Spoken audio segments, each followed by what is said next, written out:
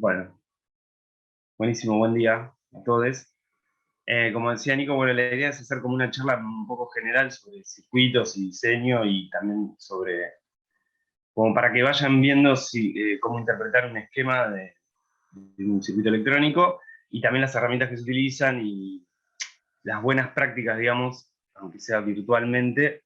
Después cuando hagamos el encuentro sincrónico de la práctica, quizás ahí se pueden despejar un par de dudas más cuando uno está en el momento trabajando, digamos.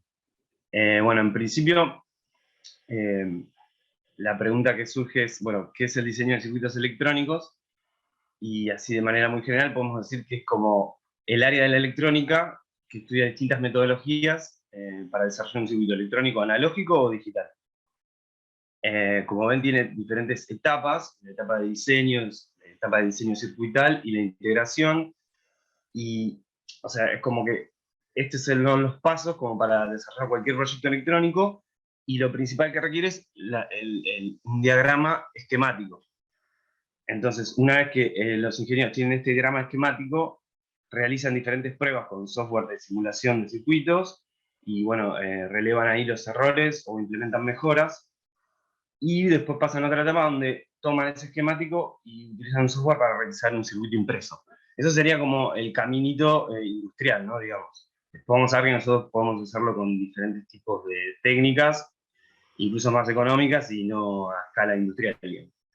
Entonces, como decía, un poco, yendo un poco a los tipos de diagramas donde podemos encontrar distintos circuitos, vamos a ver que hay, en principio, tres. Aquí. Yo les puse estos tres porque, bueno, me parecían como que eran los más importantes. Entonces tenemos como en principio un diagrama de bloque, que se puede representar los circuitos.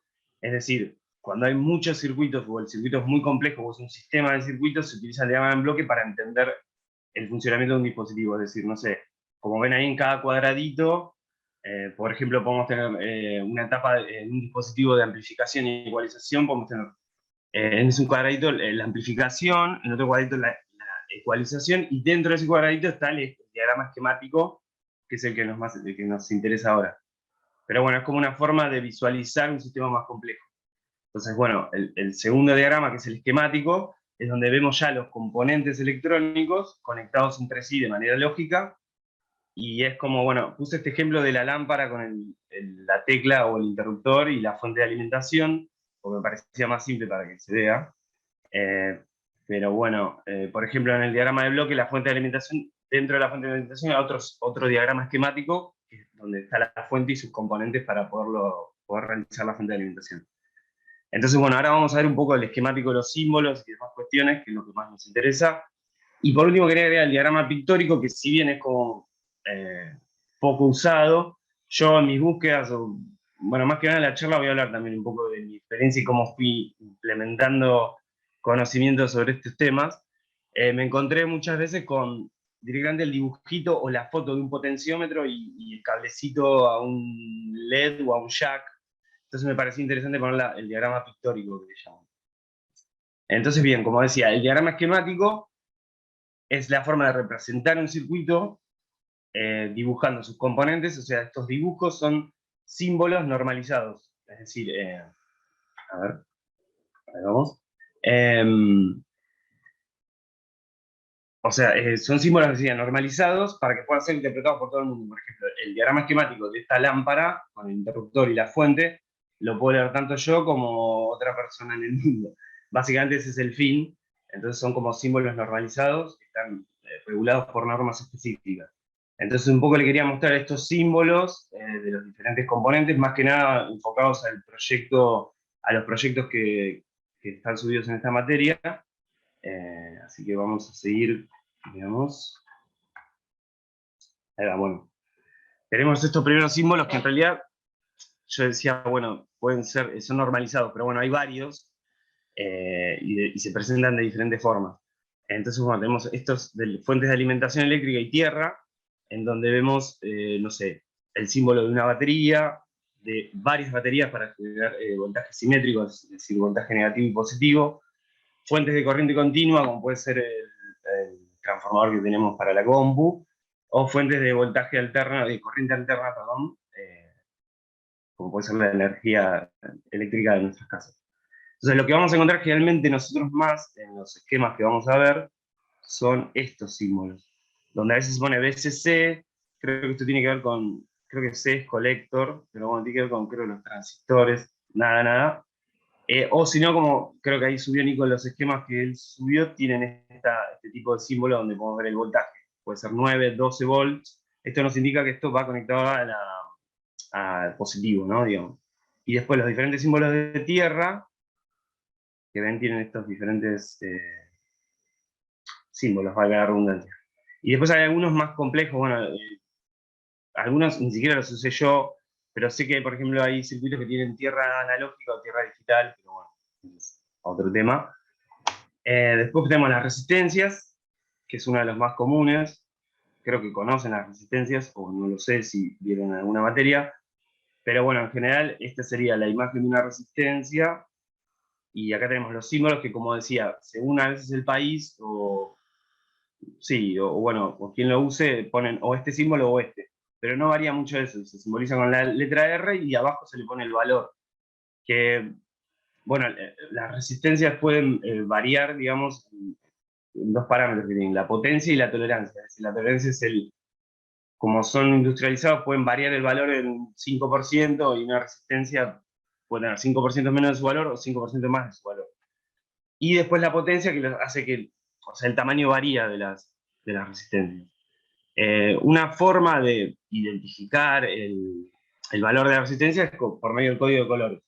Entonces, generalmente yo utilizo resistencias que tienen 4 bandas de colores.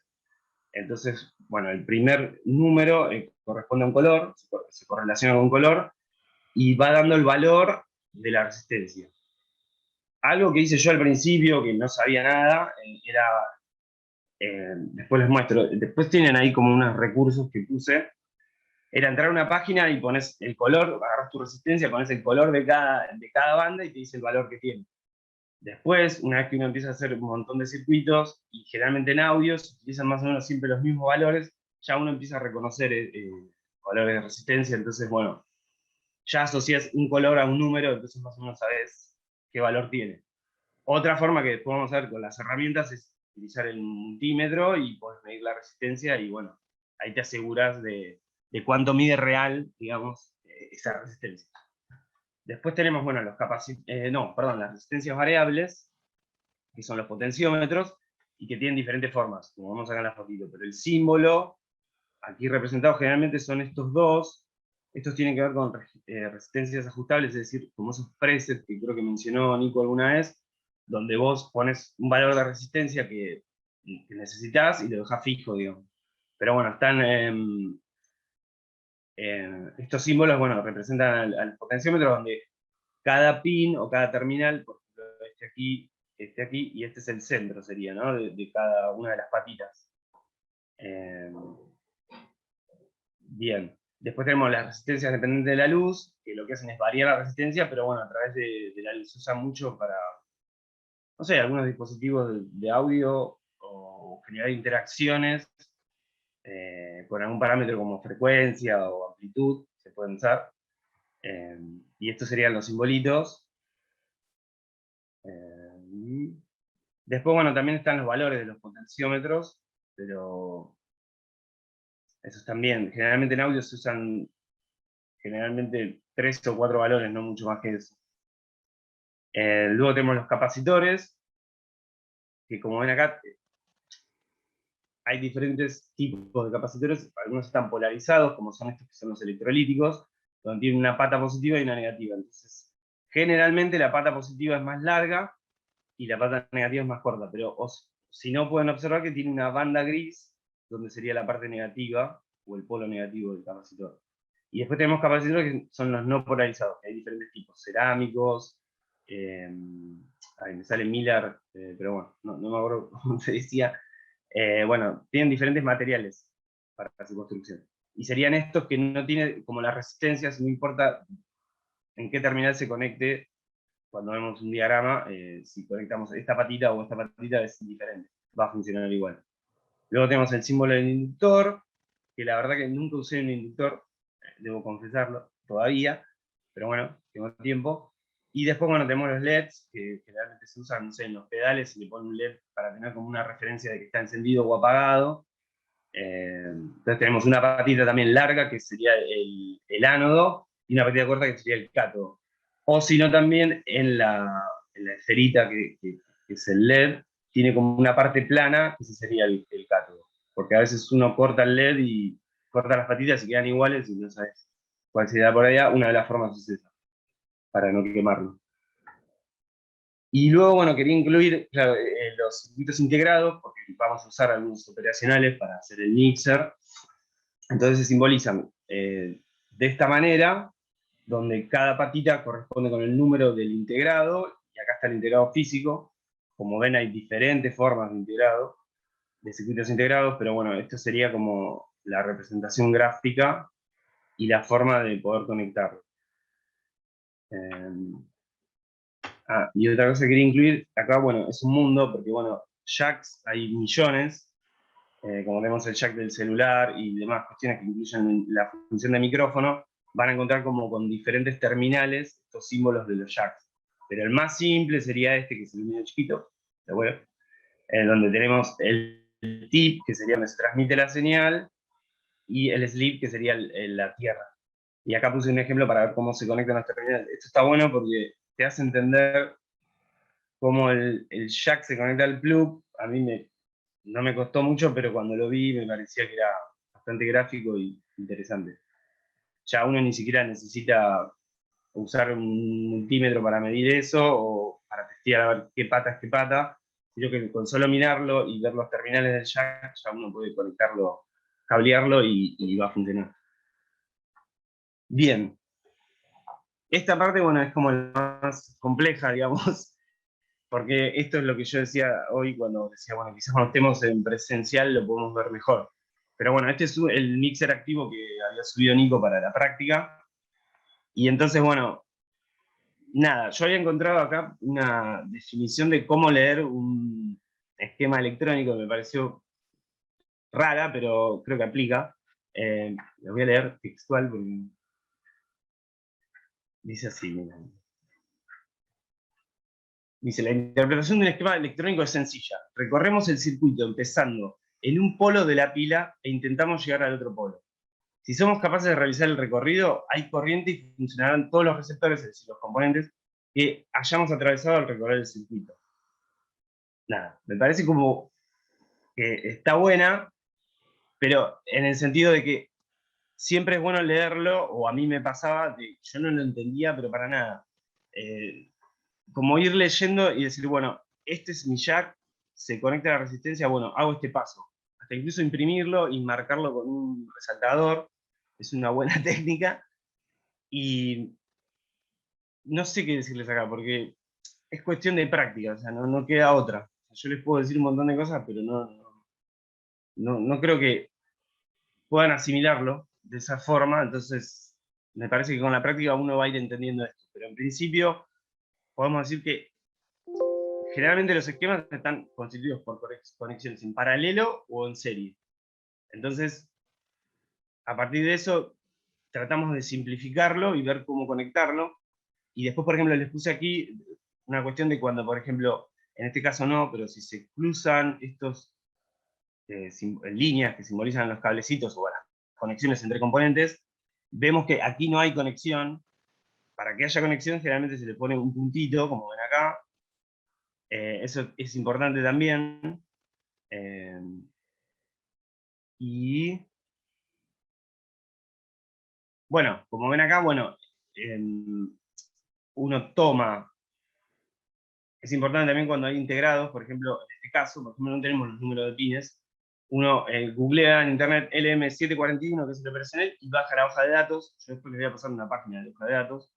Entonces ahí uno va a ver que está dibujado el integrado y los números de los pines con los terminales. Entonces uno puede asociar y decir, bueno, este jack con esta resistencia va al pin 2, creo que es en este caso. Ok. Y a la vez el pin 2 sale y va a este potenciómetro.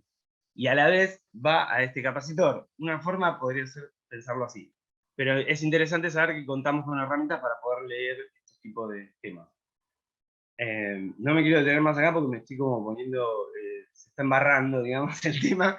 Pero bueno, yo creo que cuando nos veamos, o cualquier consulta que tengan, me pueden preguntar y quizás podemos resolverlo.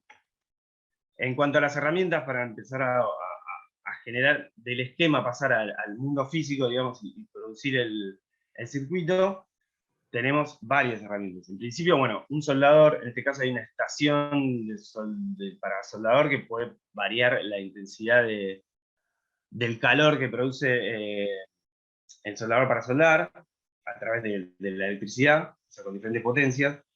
Pero en general yo tengo el que es así como este, que se enchufa directamente y se usa.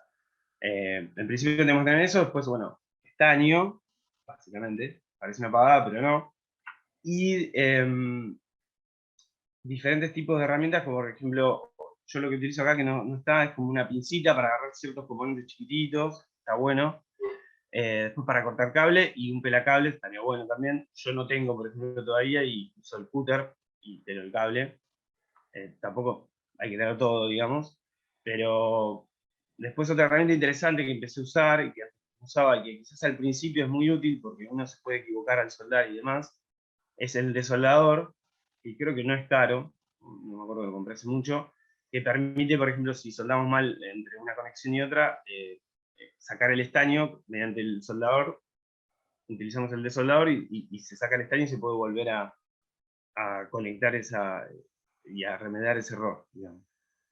Y bueno, otra cosa que empecé a usar hace poco también, hace bastante, pero antes no lo usaba, eran los brazos estos como robóticos, que permiten como por ejemplo sostener un componente o la placa donde vamos a soldar y es mucho más fácil que andar como teniéndola apoyada en una mesa y andar soldando.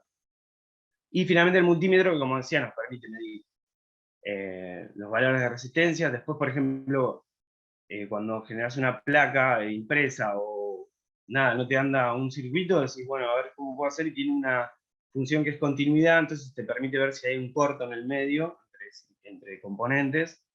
Es muy útil, o medir, bueno, corriente y medir voltaje, que también es interesante. Eh, Nada, eso serían como las herramientas básicas. Y otra herramienta que es muy importante para mí y que como que no la encontré, digamos, en esta etapa de como que alguien agarra un esquemático y lo suelda y lo hace. Yo, por ejemplo, en mi caso, agarro el esquemático, lo leo, trato de entenderlo y utilizo la placa de prueba o protoboard y monto ese circuito ahí y veo si funciona. Una vez que funciona, ahí paso a la siguiente etapa de soldado del circuito, digamos. Entonces, como ven acá, tiene diferentes como pines para conectar los componentes y tiene como estos buses, le ponen acá, que es para conectar positivo y negativo. Como ven acá, no está todo conectado a un positivo, sino que para poder trabajar mejor y desarrollar el esquemático o el circuito que quieras hacer, podés conectarlo en diferentes partes y va a ser positivo igual. Y las pistas que se conectan de esta manera. A mí también al principio me costaba entenderlo, pero una vez que lo empezás a usar, quizás con circuitos simples como un LED y una resistencia y una fuente, empezás a entender cómo funciona. Nada, a mí me parece muy útil. De hecho, creo que tengo 3 o 4 placas, no sé si son tan caras, pero está bueno. Y luego pasamos, bien, a las prácticas. Bueno, esto es como también medio bizarro, porque habría que hacerlo en el momento, pero bueno, acá más o menos se ve cómo serían las buenas prácticas para soldar un componente en una placa. Cómo debería quedar la soldadura una vez hecha. Eh, Después, por ejemplo, bueno, acá cómo inserta el componente y corta los terminales. Primero se sueldan y después se cortan los terminales. Bien, es como medio bizarro contarlo así, pero bueno, nada, es práctica. Yo creo que se remite a eso. Con práctica uno le va saliendo. Y de hecho puede hacer circuitos como más chiquitos, en sentido de espacio, ocupar menos espacio y demás. Y bueno, después tenemos dos formas de completar estos esquemas o estos circuitos que pasamos por la protoboard y los probamos y decimos, bueno, listo, lo quiero hacer, perfecto. Yo he tenido la experiencia de hacer de las dos formas, es decir, con placas impresas, hechas de forma casera, acá se ve más o menos cómo se hace de forma casera. Bueno, hay formas en general de uno diseña todo, utiliza el software para hacer la placa impresa y lo envía a que lo fabriquen. Eso no pasa acá, digamos, creo que no. Tenés que pedirlo afuera y bueno, nada, mucho dinero. Lo que sí como experiencia me pasó es que al hacer placas impresas, como yo no sabía leer tanto el esquemático, claro, me aseguraba que era hacer el esquemático de un software y pasarlo a una placa impresa, me aseguraba que no hubiese errores. Pero bueno, también la contra que tiene esto es que, si bien es algo que te queda y perdura más en el tiempo, y no tiene errores, es que demora mucho tiempo y es como una forma de hacerlo que, bueno, nada, demora un tiempo. Entonces, generalmente últimamente utilizo esta técnica que es las placas experimentales, que son placas de cobre ya perforadas, donde uno se diseña a sí mismo su PCB, digamos. Es como que uno va conectando los componentes, los va poniendo ahí y va haciendo el caminito con el esquemático, digamos. A mí me está resultando ahora esta parte, pero esto, bueno, no sé si leí bien, después Nico quizás me ayuda, pero creo que esto es como que tiene más durabilidad y demás cuestiones, pero bueno, eso no lo tengo claro. Estos se realizan así, o sea, uno hace la PCB en el software, lo imprime en una hoja con una impresora láser y una hoja creo que es satinada, toma una placa virgen, digamos, que no tiene agujeritos, nada, y la plancha por un método de planchado, lo planchás y después utilizas un ácido que se llama ácido férrico, y en lo que hace es quemar todas las partes que no están dibujadas con la tinta y deja el resto para que uno pueda conectar. Entonces uno agujerea los pads, digamos que se llaman estos, son pads, agujerea esto y va poniendo los componentes, como se ve acá, y va generando la placa. Es como mucho más prolijo y creo que es más durable también. Eh, bien. Y creo que terminé. Fui como medio rápido, me parece. Pero bueno, acá les dejo, estos son recursos. O sea, como decía recién, esperen que les muestro un minuto. Si puedo salir de acá. Estoy inaugurando las dos pantallas y todavía no las hacen servir. Les decía, acá miren, yo por ejemplo, esto les decía, yo se los puse ahí, esta página es una distribuidora de componentes electrónicos, entonces bueno, digo, mire, no sé cuánto vale esta resistencia, no tengo multímetro porque yo tampoco lo tenía a veces, entonces me fijo, sí.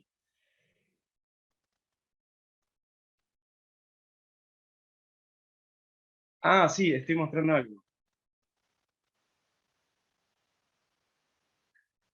A ver, aguardame un segundo.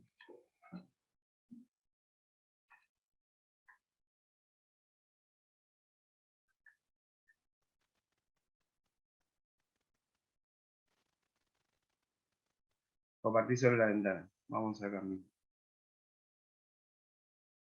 Ahora se ve algo. Disculpen, disculpen. Bueno, como decía, no sé, les dejé esta referencia de esta página que se llama DigiKey, que tiene varios recursos como para conocer, por ejemplo, en el caso de los capacitores, a veces te figuran en un esquema que dice 100 nanofaradios, y bueno, vos no sabés cuál es, o te lo ponen en picofaradios, y quizás el componente los tiene escrito en microfaradios, entonces te permite convertir esas unidades para vos poder buscar el componente real.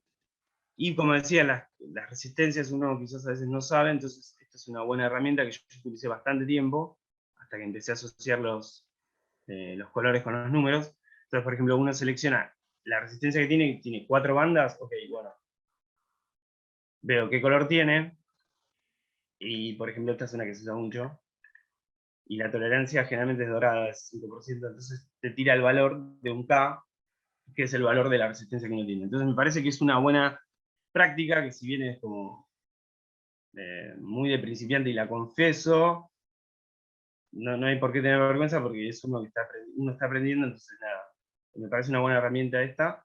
Y después le decía, para entender un poco quizás los esquemáticos, si por ejemplo no van a la clase de la práctica o después se ponen a hacerlo o después de un tiempo pasa un tiempo y no se acuerdan, esto es cuando les hablaba de los simuladores de circuitos.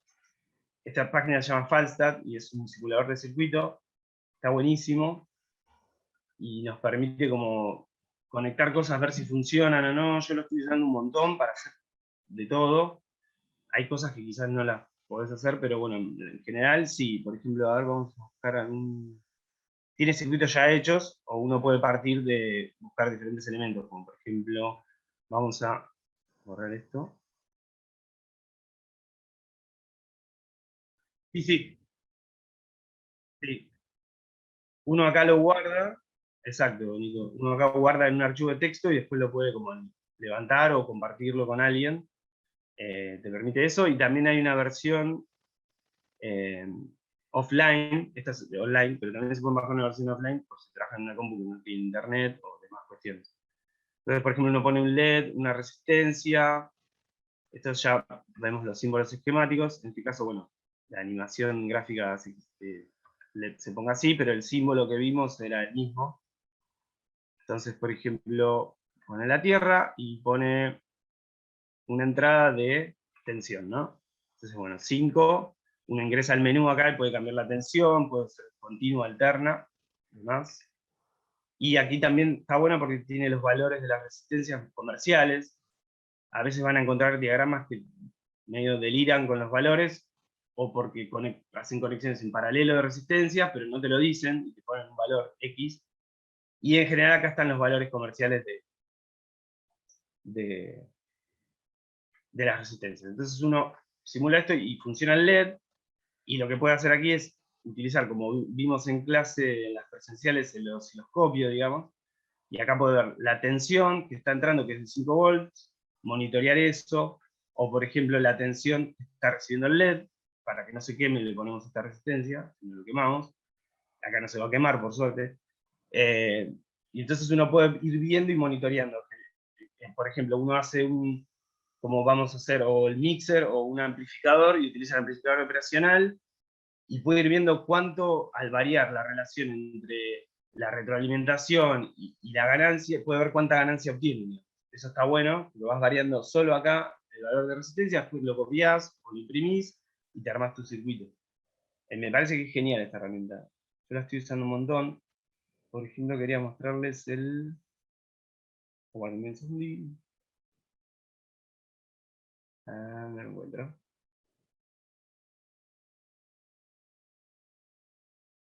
Acá. Por ejemplo, acá tienen un operacional, que generalmente utiliza el LM741, hay otro más, pero bueno, es como el básico. Y acá pueden ir conectando diferentes cuestiones. A mí me parece espectacular esto. Y bueno, voy a... Ah, entonces les decía, a ver si se ve ahora en la PowerPoint. Esto después, no sé si con Nico... Bueno, acá están. Acá está, como les decía. ¿Cómo? Disculpa. Ok. Tengo que aprender a... Disculpen, ¿eh? Sí, voy a compartir igual la PPT.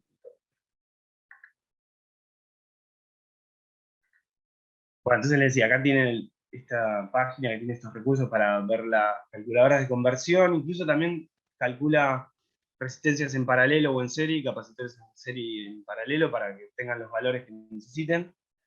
El Falstaff, que es este simulador que vimos recién, y el diseño de esquemáticos de circuitos impresos, que por ejemplo está subido ahí en las prácticas.